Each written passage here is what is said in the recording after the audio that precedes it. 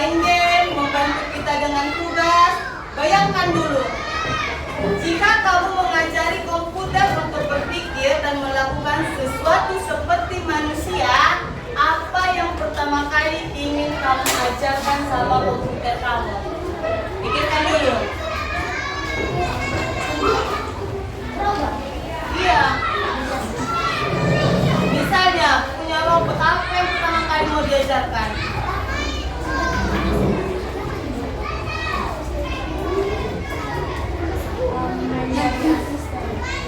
Asistennya sama.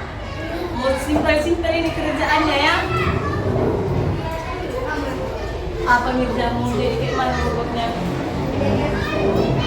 Asisten juga. Oh, pekerjaan rumah. Hah?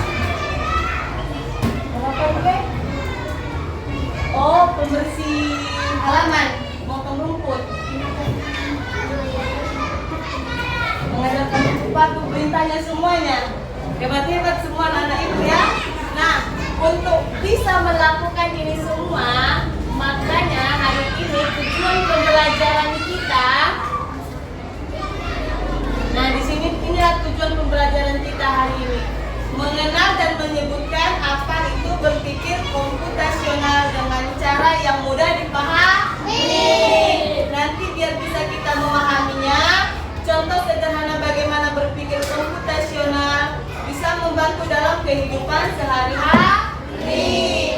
Juga menunjukkan sikap teliti, tekun, dan kreatif saat menyelesaikan tugas atau tantangan yang berkaitan dengan berpikir komputasional. Nah, inilah tujuan pembelajaran kita hari ini. Nah, kakak, sebelum masuk ke materi, ibu kasih dulu lihat video pembelajaran kita hari ini ya.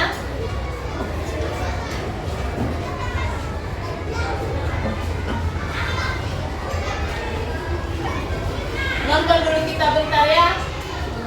Tapi sambil ditonton sambil dipaham. Coba apa artinya computational thinking atau berpikir komputasional? Adakah yang pernah pelajari dan melihat kata komputasional di sini? Jadi mungkin ada hubungannya dengan komputer ya? Iya, betul sekali. Cuma buat kamu yang sudah mendengar tidak benar. Berpikir komputasional adalah proses berpikir untuk menyelesaikan masalah dengan efektif dan efisien. Dalam ilmu komputer, proses berpikir ini dilakukan sebelum menulis coding atau pemrograman. Jika sudah direncanakan dengan baik, maka coding yang ditulis akan sesuai dengan kebutuhan dan dapat diselesaikan dengan cepat dan tapi ternyata berpikir komputasional juga bisa dilakukan tanpa komputer dan tanpa internet loh. Malah sebenarnya kita pun sudah melakukannya dalam kehidupan sehari-hari. Mulai dari tugas pendidik, mencatat tugasan pelajaran, hingga menyiapkan aspek secara dasar. Nah, kalau kita sudah bisa menerapkannya setiap hari, berarti kita semua sudah paham dong. Sebelum itu, contoh-contoh kasar yang menerapkan berpikir komputasional pada masalah yang sederhana, masih banyak masalah yang lebih kompleks, seperti misalnya mengatur keuangan bulanan, apa yang harus dilakukan kalau orang yang susah dulu, hingga memilih jurusan dan karir. Lalu yang lebih penting lagi, ketika kamu dewasa nanti, kamu akan berada di era industri 4 dan 5. Di sini kamu perlu kecakapan untuk memanfaatkan dunia digital, mulai dari mencari dan membuat informasi yang telah berkembang. Hingga menggunakan informasi itu untuk membuat keputusan penting lebih baik. Nah, materi kita berpikir komputasional. Nah, apa itu berpikir komputasional? Tadi kan sudah kita tonton videonya. Berpikir komputasional adalah cara berpikir untuk menyelesaikan masalah dengan langkah-langkah yang logis. Contohnya, jika kamu ingin membuat kue, kamu perlu mengikuti langkah-langkah tertentu. Misalnya, mulai dari bahan, resep, dan cara pembuatannya harus beruntun. Nah, komputer juga bekerja dengan mengikuti langkah-langkah, tapi langkah-langkah dalam komputer itu disebut dengan algoritma.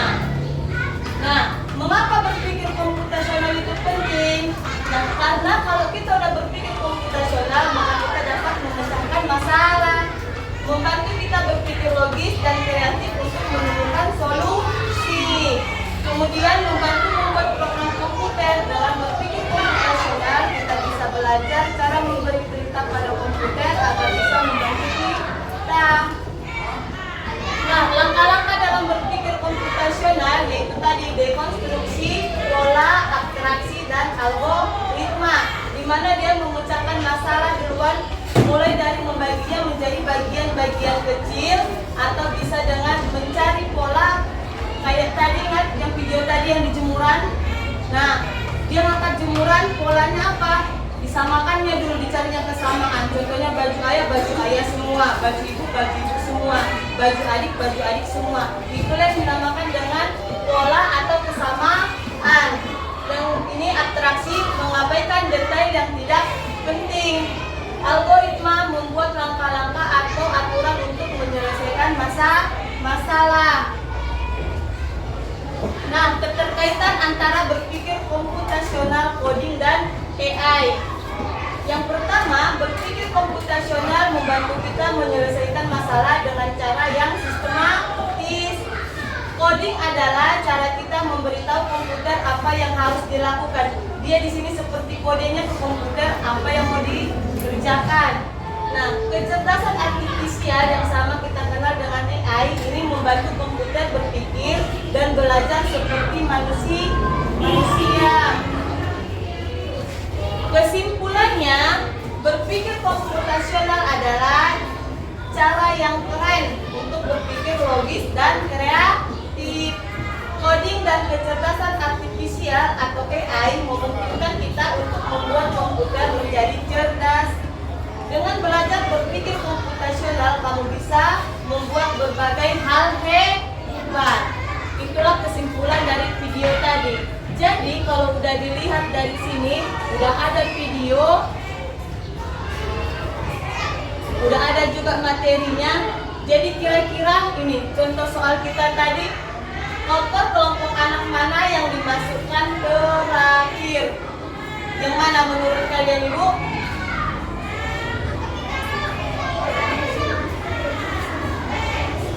Iya, benar, Siaska. Kan dia mobilnya jalan. Yang pertama dia rumah makan, baru yang terakhir museum. Jadi kelompok anak yang dimasukkan terakhir ya yang museum. Tepuk tangan dulu, Siaska. Nah, Ibu rasa udah mulai masih fokus atau enggak? Nah, Ibu rasa udah mulai panas cuacanya kan? Jadi biar dingin kita ice breaking dulu. Silakan semua sama-sama berdiri dan semangat ice breakingnya.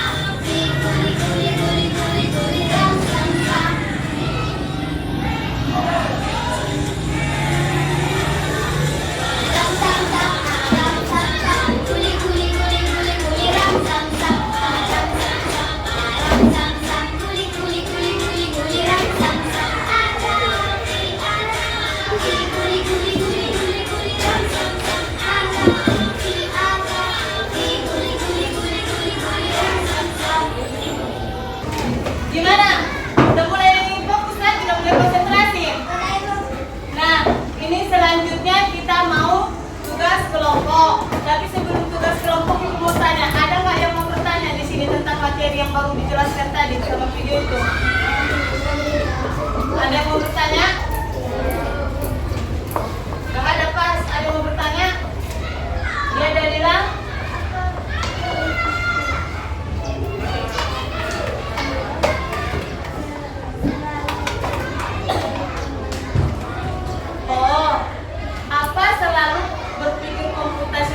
Harus terkait dengan komputer. Ada kira-kira teman yang mau jawab? Tidak. Kalau berpikir komputasional tidak harus selalu terkait dengan komputer. Kegiatan kita sehari-hari juga bisa masuk ke dalam berpikir komputasional karena ada pemecahan masalah. Kayak itu tadi contoh hal-hal yang sering kita lakukan di rumah. Misalnya disuruh mama kita belanja. Nah, waktu kita belanja apa yang paling dekat sama kita, maka itu yang kita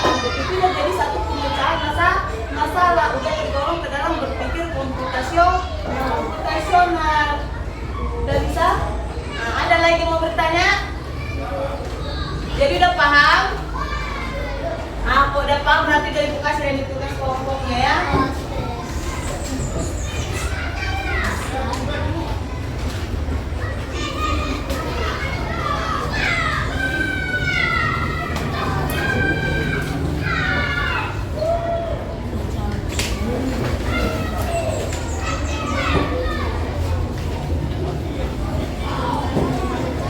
Nah, lihat lembar kerja kelompoknya. Nah, di situ soalnya tentang memahami pilar utama berpikir komputasional. Ada yang 4 tadi kan, tentang dekomposisi, pengenalan pola, abstraksi dan algoritma. Nah, di situ udah Ibu bikin petunjuk apa yang mau dikerjakan kan? Nah, sekarang silahkan dikerjakan itu.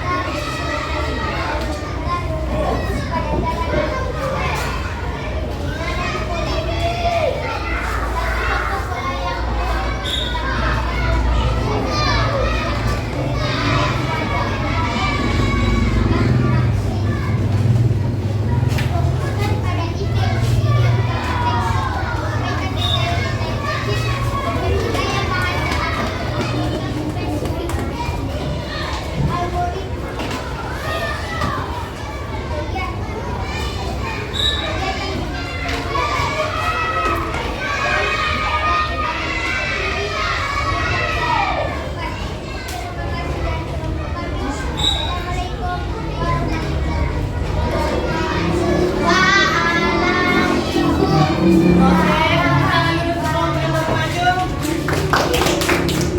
Nah, itu udah hasil presentasinya tadi.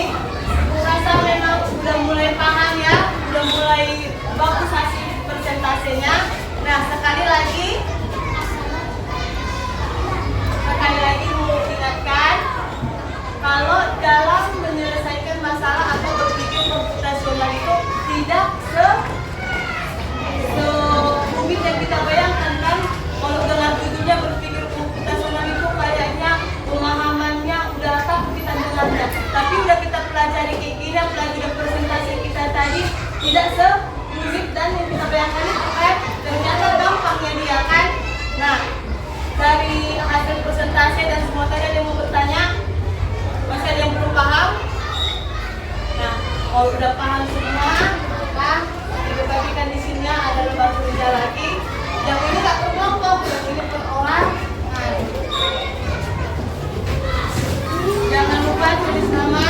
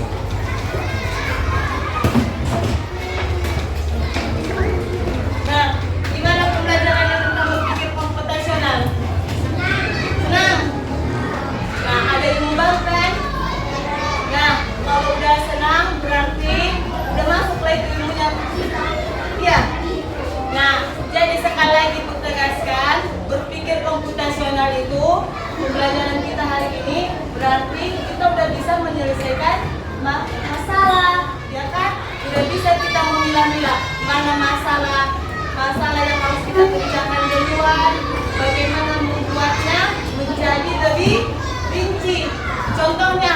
paling sering kita lakukan di rumah, yang sering sekali pasti ada ketinggalan. Contohnya misalnya ketinggalan dompet, entah misalnya di sini kehilangan buku, itu kan itulah masalah besar yang biasa kita lakukan. Nah, bagaimana kita mencari hal-hal yang hilang ini menjadi lebih rinci, misalnya dengan mengadakan pola pembagian, yaitu cari di mana tempat-tempat yang biasanya kayak buku berarti dia di tas, kalau tidak di laci. Jadi utamakan dia cari hal yang biasanya, bagaimana dia merinci masalah itu menjadi lebih detail dengan polanya. Uang yang tidak penting itu diabstraksi tadi dan urutkan dia secara algoritmanya. Paham? Nah, Ibu rasa sampai di sini materi tentang berpikir komputasional. Jangan lupa nanti di rumah belajar materi selanjutnya, yaitu tentang kecerdasan AI dalam kehidupan sehari-hari. Bisa? Nah, diawali dengan apa tadi? Biasanya pembelajarannya diawali dengan apa?